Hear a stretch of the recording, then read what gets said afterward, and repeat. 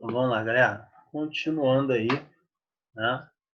Referente à reconstrução da imagem, né? Como eu havia comentado com vocês, beleza? E falamos que se apresentam, né? Os perfis de atenuação, tá? E esses perfis de atenuação se torna muito mesmo bacana para diferenciação de densidade, né, corporal, onde eu falei para vocês que vão se apresentar vários fatores, né, que vão ajudar a definir a imagem radiográfica, né, a imagem da TC, beleza? Que nós temos representando, né, esse processo de reconstrução da imagem, beleza? E as informações que determinam as atenuações, ela sai dos detectores em forma, né, analógica e é convertido em quê? Em sinal digital por um conversor analógico digital. E os valores digitais são utilizados, né, no passo seguinte, que consiste na reconstrução das imagens com base em uma série de reconstrução de algoritmo, né? Então, olha só, algoritmo de reconstrução. Olha onde a gente chegou, beleza? E esses algoritmos se tornam o quê? Um fator importante, tá? Como assim? Deixa eu voltar um slide aqui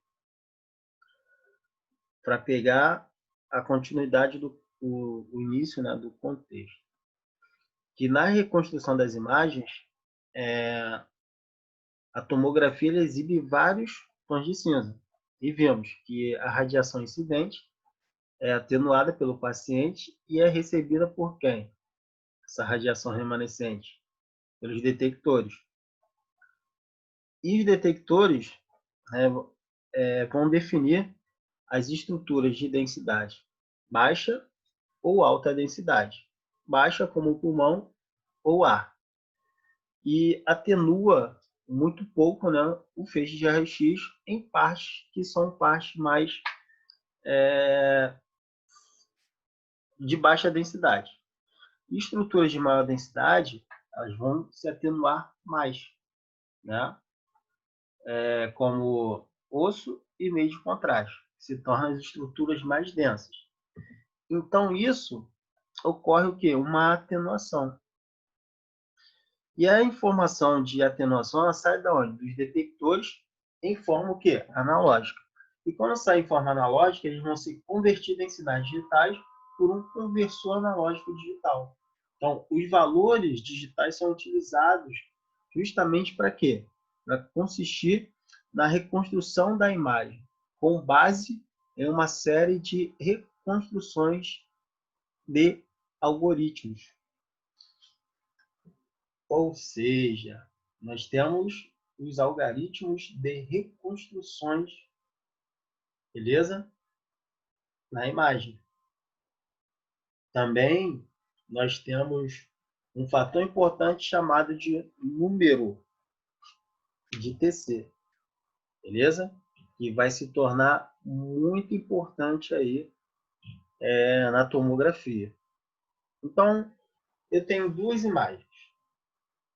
Então, para que a gente possa entender melhor a imagem, eu vou aqui, ó, onde está minha setinha, beleza? Ó, mexer aqui a setinha para vocês visualizarem aí.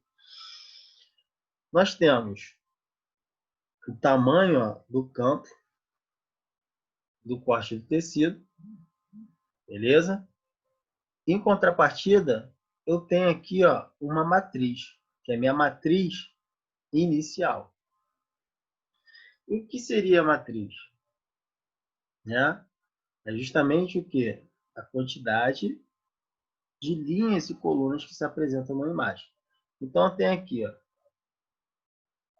linhas transversais e coluna, né, seguindo. Só que nessa matriz, ele tem o pixel e ele tem o voxel. Então, eu vejo inicialmente aqui nessa imagem, e quando eu tenho um voxel, eu consigo ver o que é anterior e o que é posterior. Show! Já vi isso.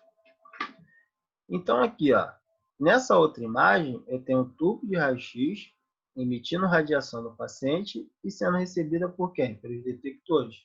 Então, o processo de reconstrução da imagem em TC. Tá? O voxel é uma amostra 3D e o pixel é uma amostra 2D. Que define o quê? Que eu tenho uma imagem. E essa imagem, ela se apresenta ó, com vários quadradinhos, né? Tela. Determinando aí, como a gente pode ver, uma variação de quê? De tons de cinza. Branco, né? Cinza escuro, cinza mais claro e cor escura, como o preto. Em estruturas que vão ter o quê? Baixa densidade e baixa atenuação dos raios-x. Por isso vai se apresentar de cor escura. A estrutura mais branca, onde tem maior o quê? Alta densidade e ocorre também um perfil de atenuação o quê? Maior. Beleza? Então vamos lá.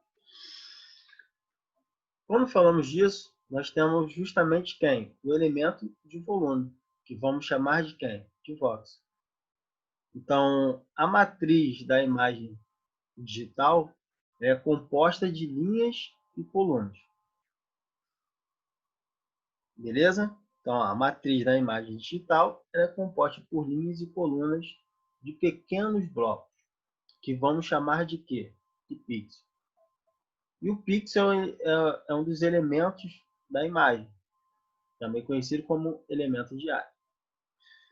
Cada pixel é uma representação bidimensional, ou seja, 2D, do volume 3D do tecido de corte apresentado na TC.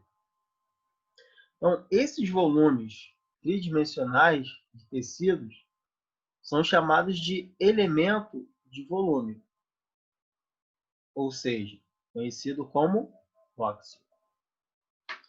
O voxel ele possui altura, largura e profundidade. Beleza? Então, o voxel ele possui altura, largura e profundidade. Beleza? A profundidade do voxel, né, ela vai ser determinada pela espessura de corte, conforme for selecionada aí pelo tecnólogo, né? Então, cada voxel é representado por um pixel na imagem 2D reconstruída.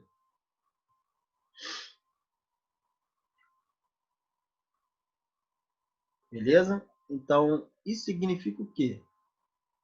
Que a TC multidetectores ela permite corte com espessuras que vamos chamar de submilimétricas, nos quais o voxel ele possui dimensões iguais nos 3 eixos principais, que é o quê? Altura, largura e profundidade. Beleza? Ou nos planos, né? X, Y e Z. Ok?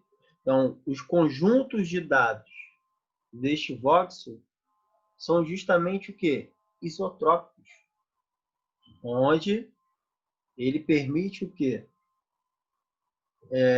As dimensões iguais nos 3 eixos.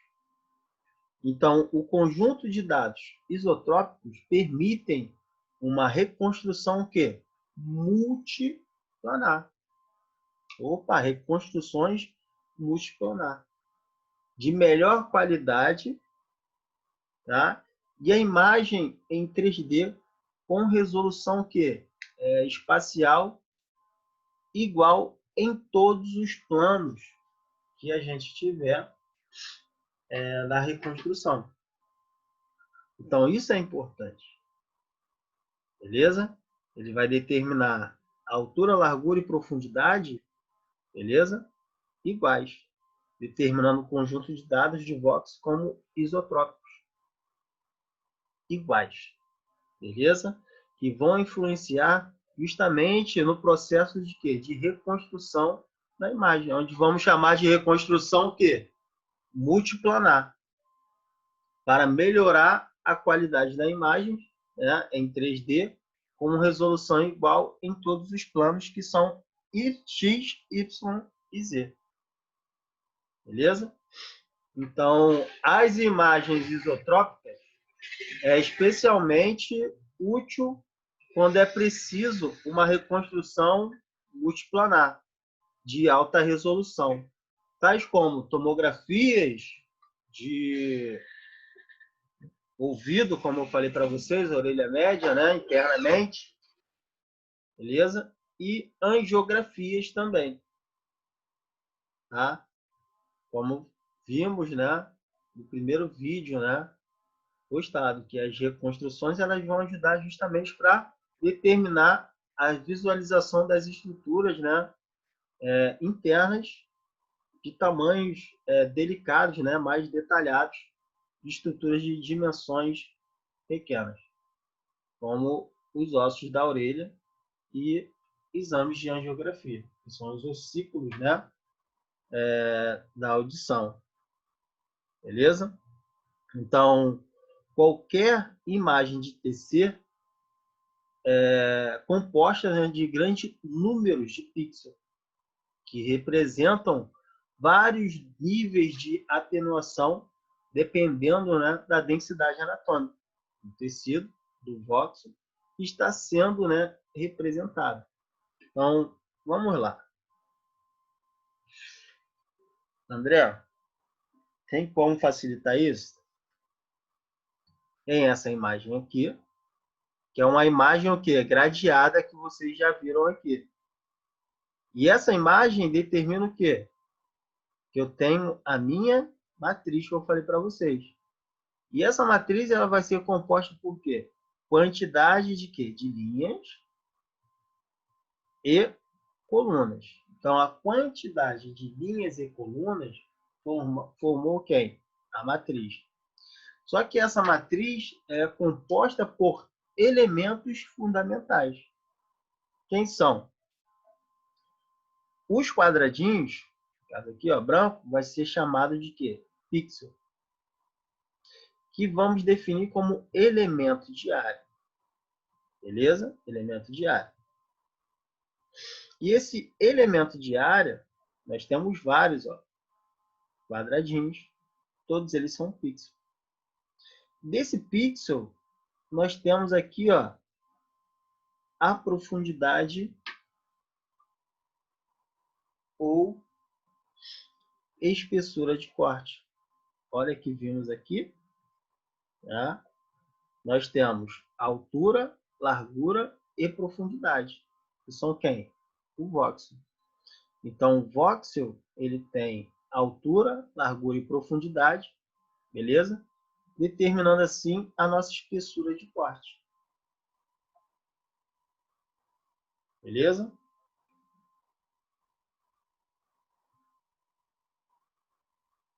Show? E o voxel, né? Aqui, ó, elemento de volume, né? Responsável aí pela largura e ou profundidade do corte. Então, numa imagem, para a gente analisar, né, tomografias ósseas, orelha e angiografia, a gente precisa de quê? Que todas essas imagens ela tenha, seja com espessura submilimétricas e sendo iguais dos três eixos, X, Y, Z, resultando em altura, largura, né, e profundidade, tornando todas elas o quê? Iguais.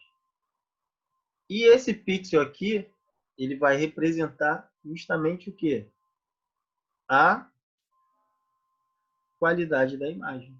onde define, né, aumenta aquela definição da imagem, justamente para a gente poder analisar o quê? Tomografias ósseas da orelha e angiografias, ou seja, todos os tipos de exame, inclusive, né, em especial, exames mais detalhados. Beleza? Então vamos lá. A atenuação do Vox é justamente o quê? A absorção diferenciada de cada. Então, cada vóxio em um corte de tecido é assinalado um número pelo computador, que é proporcional ao nível de atenuação do raio-x daquele volume de tecido. Então, na TC, dados de absorção diferenciada, né, de tecido em cada vóxio são coletados, beleza? E processados pela unidade de processamento do computador, beleza? Então, vamos lá. E isso ajuda justamente para a gente realizar o procedimento de conversão, né, do voxel de 3D em pixels, né, de 2D. Isso acontece quando? Quando o nível de atenuação de cada voxel é determinado e o corte do tecido em 3D é apresentado no monitor do computador como uma imagem 2D. Ou seja, cada voxel do tecido representado no computador, tá? Como pixel, o número desse pixel é capaz de ser representado e determinado pelo fabricante. Então, um exemplo de amostra 2D é um corte de tecido, né, cerebral criado pela atenuação e absorção diferenciada desses tecidos, ou seja, tonalidade de cinza. Né? Exemplo aqui, ó, o LCE, né? Dentro do ventrículo resulta em menor atenuação do voxel. Deste tecido comparativo, como é visto no voxel, né, de regiões ósseas do crânio ou na glândula pineal calcificada, né, de cor branca, na linha média do encéfalo e os plexos coróides e capilares, né, no interior dos ventrículos também são calcificados. Isso representa o quê? Representa que é convertido os voxels em 3D em pixel 2D, demonstrando as diferenças de densidade, né, nas regiões, evidenciando assim como densidade, né, maior densidade em tonalidades de cor branca. Por exemplo, aqui, ó, plexo coróide calcificado, né, ventrículo lateral calcificado, glândula pineal calcificada, e aqui na sutura interhemisférica, né, ou fissura, desculpa, interhemisférica, demonstrando aqui, ó, um pouco da calcificação, né, onde nós temos essa conversão de voxel 3D em pixel 2D. Tá? Ou seja, tudo definindo para as densidades corporais. Então, André, se eu tenho um processo inflamatório, se eu fizer um exame de tomografia, qual é a tonalidade que pode se apresentar? Tá entendendo? Se o paciente tem uma hemorragia, como essa tonalidade vai se apresentar? Entendeu? Então, dessa forma, a gente consegue também classificar, né, essas variações de tonalidades em uma imagem de tecido. Beleza? Definindo assim a sua importância no processo de formação da imagem. Tá ok? Vamos lá. Aqui, ó. Deixa eu voltar aqui. Ah, André, entendi. Então, vamos definir. Vimos que nós temos os avanços da tomografia, beleza? Só para refrescar a cabeça aí. E o que nós temos? Os avanços da tomografia, que ela se estendeu em 4 gerações apenas, né? Primeira, segunda, terceira e quarta geração. E vimos as limitações iniciais dessas gerações, onde a primeira só possuía o quê? O feixe de raio-x na espessura de um lápis, um ou dois detectores e a rotação do tubo em 180 graus, né? E só realizava exames de uma determinada região que era o crânio. Na segunda geração já foi melhorando isso, já mudou o feixe de radiação, que já ficou na espessura, já ficou no formato de um leque, e aumentou a quantidade de detectores, foram para 30 ou mais, reduzindo o tempo de exposição. Né? Muito bem. E para poder adquirir uma boa quantidade de imagens, então demorava cerca de 10 minutos para adquirir 40 imagens. Então, sendo assim, o tempo de exposição ainda era alto, né? E a rotação do tubo ainda manteve em 180 graus. Na terceira geração, já vimos o quê? Um avanço diferenciado, onde esses tomógrafos já surgiram com o quê? 960 detectores opostos ao tubo de raio-x e a rotação do tubo de raio-x já mudou. E foi para quê? Para 360 graus, porém com rotação limitada. Por quê, gente? Porque eles possuem o quê? Os cabos de alta tensão. Já o quarta geração já mudou. 4.800 detectores, surgiu na década de 80, né?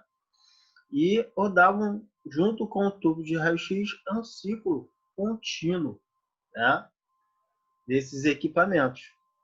Então, daí reduziu bastante o que? O tempo de exposição para a realização dos exames, adquirindo uma boa quantidade de imagem, o qual demos a terminologia da aplicação do nome, né, de tomógrafos de volume. E vimos que na década de 90 permitiu o quê? Que surgissem as novas tecnologias, beleza? E essas novas tecnologias permitiram o quê? Uma rotação do tubo de raio-x, mas a gente ainda tinha o quê? Cortes únicos, beleza? Até apareceu o quê? A tecnologia chamada de slip ring, onde nós tínhamos o quê? Os anéis deslizantes substituindo os cabos de alta tensão, permitindo a rotação contínua do tubo de raio-x, combinado com os movimentos do paciente pelo game. Beleza? Nós utilizamos a terminologia o quê? Helicoidal e espiral, que algumas vezes, né, são usadas a se referir à técnica de exame, é isso? Mas o termo específico, né, que era de vendedores. E esses tomógrafos, né, realizavam aquisição justamente de quê? De cortes únicos, como vimos. Beleza? Então, os tomógrafos volumétricos ou helicoidais, eles foram classificados da terceira à quarta geração, dependendo dos fabricantes. Né? A varredura por volume em espiral, a rotação contínua do tubo e os detectores em 360 graus, enquanto o paciente se movimenta para dentro ou para fora, né, do gancho, o que a gente viu.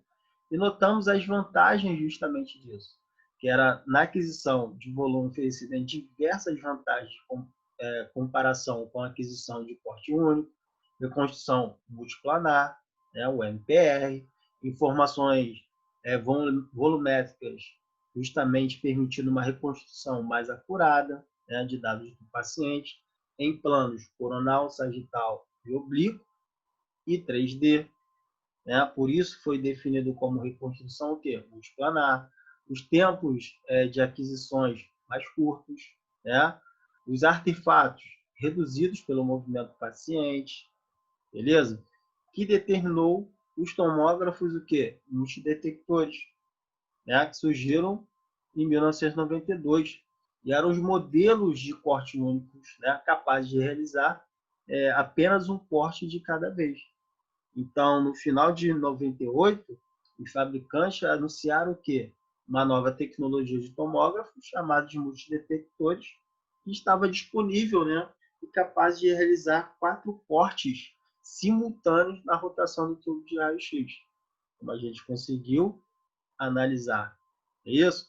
E esses tomógrafos multidetectores, né, continuou progredindo rapidamente em grande parte, né, com esses avanços tecnológicos dos computadores, permitindo assim que realizasse 320 cortes por rotação do tubo de raio-x, né, que estão disponíveis aí. Embora a importância, né, que os tecnólogos tenham é justamente destacar o quê? Os conhecimentos específicos, né, em física e instrumentação destas tecnologias que vimos. E adotamos o quê? As vantagens dessas tecnologias, que é justamente o quê? O tempo de aquisição mais curto, um sistema de 64 cortes para adquirir cerca de 160 imagens por segundo, a comparação com o modelo, né, que realiza cortes por segundo, essa varredura mais rápida e vantajosa, né, para o procedimento que exige, né, a apneia única, né, em casos que a movimentação do paciente é um problema, né? Exemplo, né, que vimos isso, tomografias cardíacas, que a gente não tem como controlar, né, os batimentos, a diminuição da quantidade de meios de contraste, né, que foi reduzido, né, esse contraste intravenoso, que se tornou factível, né, por conta do aumento da velocidade de aquisição dos tomógrafos multidetectores, né, a resolução espacial melhorada, que se tornou vantajoso, né, e principalmente para os exames de orelha interna, como vimos, né, ou outras estruturas mais complexas, mais detalhadas, né?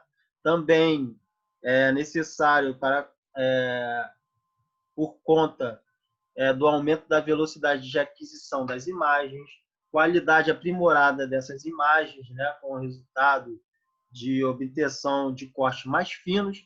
E cortes mais finos que eu falei para vocês ajudam o quê? Na maior quantidade de detalhe das imagens e se referindo a detalhes, qualidade da imagem em exames de angiografia e reconstruções multiplanares, né, que a 3D se tornou aprimorado.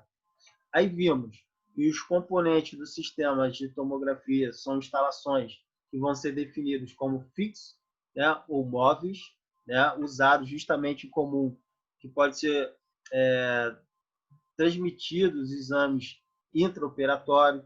Eles também servem como um sistema auxiliar ou de reserva no departamento de imagem. Eles são justamente úteis em hospitais militares, justamente para quê? Procedimentos que se encontram paciente em isolamento, uma parte bem mais restrita, né? Vimos que esse sistema ele consiste em 3 componentes: o gantry, o computador e o painel de operações, beleza? E vão se tornar muito importante o tópico dessa tecnologia. Vimos que o gantry, né, ele consiste no tubo de raio-x com os detectores e colimadores, permite movimentações angulares de 30 graus anteriores e posteriores, beleza? A mesa que vai ficar justamente ligada eletronicamente ao gantry, permitindo a movimentação do mesmo, né, durante a coleta de dados, a aquisição de informações, e vimos que a partir daí a região anatômica, né, aberta, ela vai ser somente a região que precisamos realizar o exame, como o escaneamento somente daquela região, beleza? Vimos que o tubo de raio-x ele vai se tornar importante, né? E ele vai ser similar ao tubo de radiografia convencional, justamente porque vai ter as modificações do design, né? Ocasionalmente vai ser necessário justamente para permitir e garantir que o tubo de raio-x seja capaz de resistir ao calor, né, que é o calor adicional, devido ao aumento do tempo de exposição que vai se apresentar. Então, ele precisa ser resistente, por isso que ele vai ser constituído por um vidro diferenciado, que é o vidro Pyrex, beleza? Ou vocês podem ouvir tubo de Collins, né? Vimos que nós temos os feixes detectores que vão absorver aquela radiação, que neles nós temos elementos químicos, né, como fotodiodo, cristais de cintilação, como tungstato de cádmio, ou raros cristais de cerâmico, que através desses detectores, ao receber a radiação, eles vão ficar em estado sólido, convertendo a energia, sendo transmitida em raio-x para a luz, e vai ser convertida em energia elétrica, seguida em sinal digital, que os feixes de detectores afetam a dose do paciente de forma eficiente na unidade de TC, que também nós temos os colimadores, que vão ser importantes na tomografia para reduzir a dose de radiação do paciente, melhorar a qualidade da imagem, modelar e limitar o feixe de radiação, determinar a espessura de corte, determinar o tamanho do feixe de detectores utilizados, e que só nos tomógrafos novos nós temos um único tipo de colimador, né, que é o pré-paciente, mas existe tomógrafos um pouco mais antigos que tem 2 tipos de colimadores, como pré-paciente e pós-paciente, cada um vai fazer uma função. Como pré vai ajudar a reduzir e melhorar a qualidade da imagem, como e próximo ao tubo localizado próximo ao tubo de raio-x. O pós, próximo de detectores, que vai ajudar a modelar e limitar o feixe de radiação e determinar a espessura de corte, beleza? A gente consegue ver o computador, que ele exige, né, ser de tipos com um programa altamente sofisticado, um de funcionamento do sistema e outro para aplicações. O sistema, né, operacional do controle de equipamento, enquanto o aplicativo é gerenciado, nós temos o pré-processamento de reconstruções das imagens, uma grande variedade, né, de opções pós-processamento.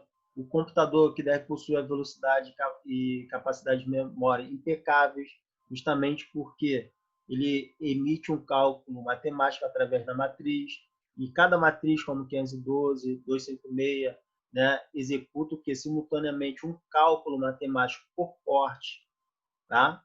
Dependendo do tamanho da matriz, e o painel de operação, que é onde nós realizamos, né, onde nós temos os protocolos já pré-determinados que a gente pode realizar, onde nós temos fatores de quilovoltagem ou miliamperagem, angulação, né, inclinação do campo de visão, espessura de corte, indexação da mesa, reconstrução de algarismos, né, e exibição das janelas, e que isso pode mudar de acordo com o histórico clínico do paciente, que se torna muito bacana, né?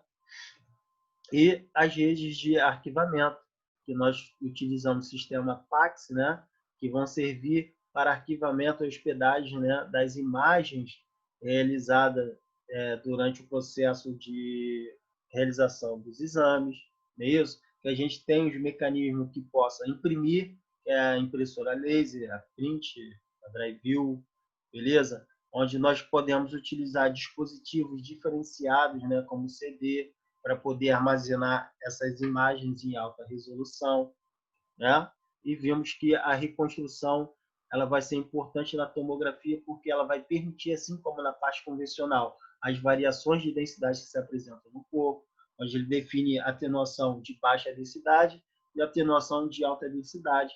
A de baixa fica justamente para os pulmões e estruturas de parte mole, né? E a alta densidade justamente para o quê? Aos meios de contraste ou a parte óssea que vai se apresentar sempre mais densa em uma radiografia, né, que através dessas informações de detectores, o sinal analógico ele vai converter o sinal digital com o conversor digital, os valores digitais são utilizados, né, justamente para construir a reconstrução das imagens em base de uma série de reconstruções dos algoritmos, né, definindo as tonalidades das imagens, e os elementos de volume, onde nós temos o voxel, que vai ser muito importante, e o pixel também como elemento da imagem, né? Onde se apresenta a imagem bidimensional pelo pixel e o volume 3D do tecido que vai ser representado ali, né? Que a partir do pixel da imagem 2D reconstruída, né? Ele vai fornecer cortes de espessura submilimétrica, né? Nos quais os voxels eles vão possuir dimensões iguais, esses 3 eixos, altura, largura e profundidade, ou os planos X, Y e Z, né? E esses dados do Voxel, eles são isotrópicos, eles vão ser iguais, que vão influenciar na reconstrução multiplanar na qualidade das imagens em 3D, como resolução espacial, que vai ser igual nos planos, né? Que nós vimos, e que representa uma imagem através da reconstrução multiplanar em tonalidades, como vocês estão vendo aqui, de forma diferenciada, que se apresenta na matriz, onde nós temos o pixel, onde nós temos o voxel, né?